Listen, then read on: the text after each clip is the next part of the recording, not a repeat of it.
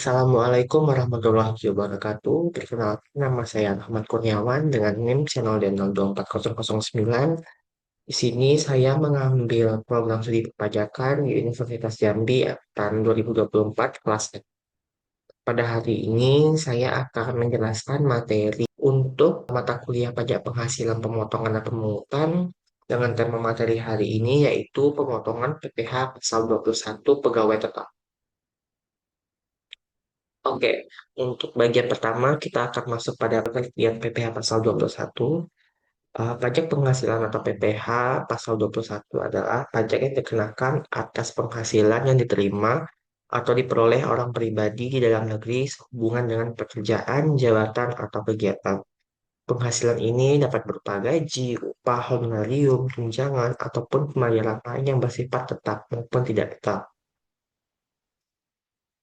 Ketentuan ini telah lama berlaku di Indonesia, dimulai dengan Undang-Undang Nomor 7 Tahun 1983 tentang pajak penghasilan, yang kemudian mengalami beberapa kali perubahan.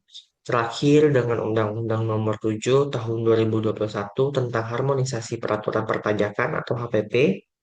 Dalam peraturan terbaru ini, pemerintah memperkenalkan metode pemotongan yang lebih sederhana, yaitu menggunakan tarif pajak efektif rata-rata TER yang diatur lebih lanjut dalam Peraturan Pemerintah Nomor 58 Tahun 2023 dan Peraturan Menteri Keuangan Nomor 168 Tahun 2023. Subjek pajaknya PH Pasal 21 pada peraturan terbaru ini, subjek utama ketentuan ini adalah karyawan tetap, yaitu orang pribadi yang bekerja pada suatu pemberi kerja secara terus-menerus dan menerima penghasilan bulanan yang tetap. Pemberi kerja wajib menghitung, memotong, menyetorkan, dan melaporkannya pajak penghasilan karyawannya sesuai dengan peraturan yang berlaku. Oke, untuk tarif PPh pasal 21 terbaru tahun 2025, ini sejak berlakunya Undang-Undang HPP, tarif PPh 21 dibagi menjadi dua skema. Yang pertama, tarif efektif rata-rata atau TER yang digunakan untuk perhitungan pemotongan bulanan, kecuali pada bulan Desember. Yang kedua, ada tarif progresif, misal 17 UU PPh, yaitu digunakan untuk perhitungan tahunan atau masa kerja berakhir.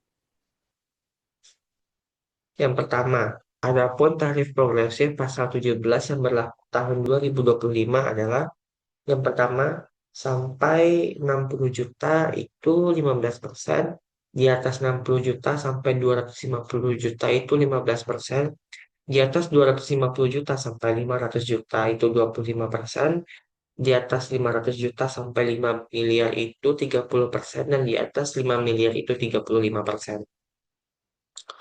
Oke, tarif efektif rata-rata atau TER 2025. Tarif efektif bulanan atau TER digunakan untuk menyederhanakan perhitungan PPh 2000. Tarif efektif bulanan atau TER digunakan untuk menyederhanakan perhitungan PPh 21. Penerapannya disesuaikan dengan kategori PTKP atau penghasilan tidak kena pajak, pegawai dan jumlah penghasilan bruto bulanan. Berikut adalah cuplikan tabel TER kategori A, TK0, TK1, ataupun K0 tahun 2025. Oke, ini merupakan tabel dari tarif efektif rata TER 2025 untuk penghasilan bruto pada nominal 5 juta, untuk TK0 atau PTKP-nya tahunan sendiri yaitu 0%, TK1-nya 0%, TK2 0%, TK0 33 0%, TK0 0%, K1 0%, K2 0%, K3 0%. Untuk penghasilan 5 juta, di atas 5 juta sampai 15 juta, untuk TK0-nya 0,5%, TK1-nya 0,25%, TK2-nya 0%, TK3-nya 0%, K0-nya 0,25%, K1-nya 0%, K2-nya 0%, dan K3-nya 0%. Untuk penghasilan di atas 15 juta sampai 30 juta, K0-nya 2,5%, TK1-nya 2,25%, TK2-nya 2%, TK3-nya 1,75%, K0-nya 2,25%, K1-nya 2%, K2-nya 1,75%, dan K3-nya 1,5%. Untuk penghasilan di atas 30 juta sampai 50 juta, TK 0-nya 6%, TK 1-nya 5,75%, TK 2-nya 5,5%, TK 3-nya 5,25%, K 5,75%, K1-nya 5,5%, K2-nya 5,25%, dan K3-nya 5%. Untuk penghasilan di atas 50 juta, PK 0-nya 10%, TK 1-nya 9,75%, TK 2-nya 9,5%, TK 3-nya 9,25%, K 0-nya 9,75%, K 1-nya 9,5%, K 2-nya 9,25%, dan K 3-nya 9%.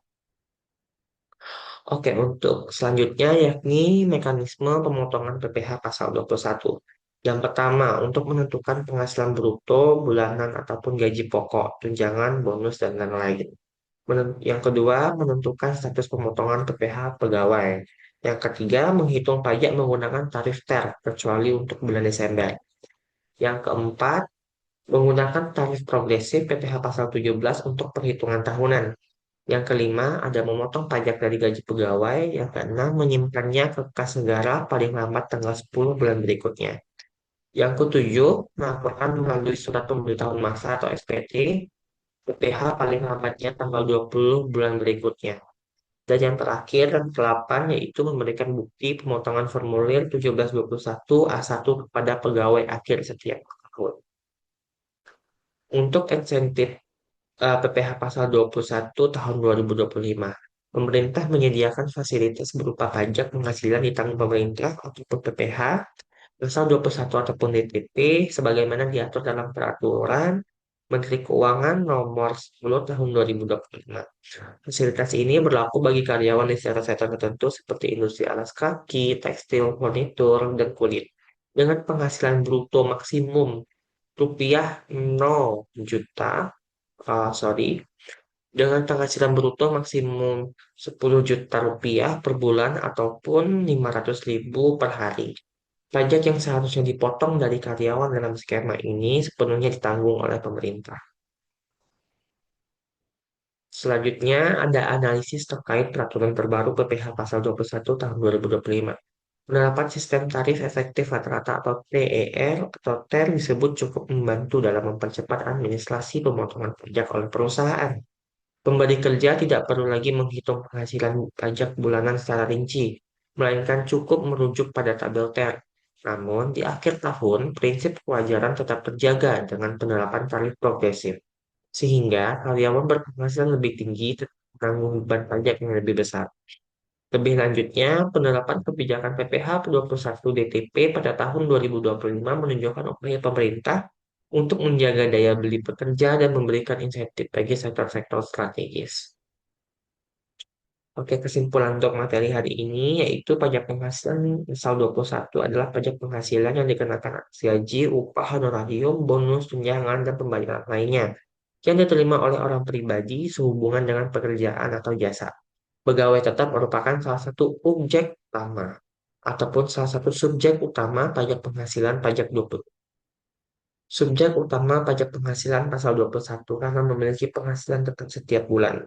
Sejak diberlakukannya Undang-Undang Nomor 7 Tahun 2021 tentang Harmonisasi Peraturan Perpajakan atau HPP yang diperkuat dengan Peraturan Pemerintah Nomor 58 Tahun 2023 dan Peraturan Menteri Keuangan Nomor 168 Tahun 2023, pemerintah mengenalkan mekanisme pemotongan baru dengan menggunakan tarif efektif rata-rata atau TER.